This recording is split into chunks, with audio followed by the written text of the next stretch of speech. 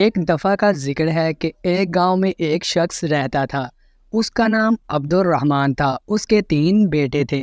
تینوں اپنے والد سے بہت محبت کرتے تھے۔ عبد الرحمن بھی اپنے بیٹوں سے بہت محبت کرتا تھا۔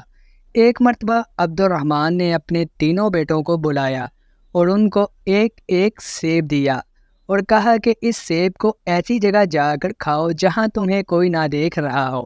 جو ایسا کرنے میں کامیاب ہو گیا میں اسے انعام دوں گا۔ تینوں بیٹے والد کو اللہ حافظ کہہ کر اور ان سے دعائیں لے کر گھر سے نکلے۔ دوسرے دن عبد الرحمن نے پھر بیٹوں کو بلایا اور باری باری سب سے پوچھا۔ سب سے پہلے بڑے بیٹے عبداللہ سے پوچھا، کیا تم اس کو ایسی جگہ کھانے میں کامیاب ہوگے جہاں تمہیں کوئی نہ دیکھ رہا ہو؟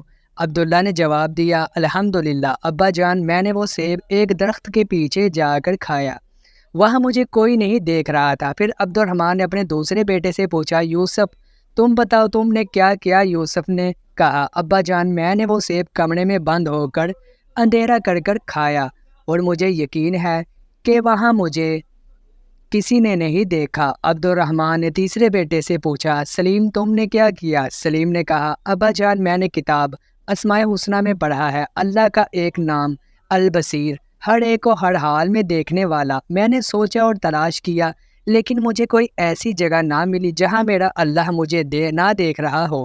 اللہ تو ہر جگہ دیکھتا ہے، اس لیے میں یہ ایک سیب نہ کھا سکا۔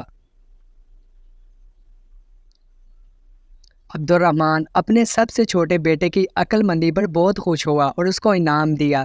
پھر عبد الرحمن نے اپنے بیٹوں سے کہا، میرے پیارے بیٹوں، بے شک اللہ ہم سب کو ہر وقت ہر جگہ دیکھتا ہے، ہماری باتوں کو سنتا ہے اور جو خیالات ہمارے دل میں آتے ہیں ان کو بھی جانتا ہے۔ وہ دلوں کے چھپے ہوئے رازوں کو بھی جانتا ہے۔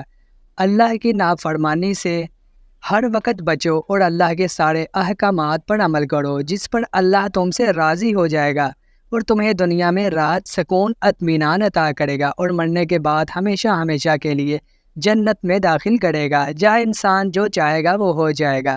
انسان کے دل میں جو چاہت ہوگی وہ پوری ہو جائے گی۔ جنت میں ہم ایک پرندہ دیکھیں گے، اس کے کھانے کا جی چاہے گا تو فوراً بن کر پلیٹ میں آ جائے گا، پھر اس کی ہڈیوں پر اللہ دوبارہ گوشت اور پر اگا دیں گے اور وہ اڑ جائے گا تو وہاں جنت میں مزے ہی مزے ہوں گے۔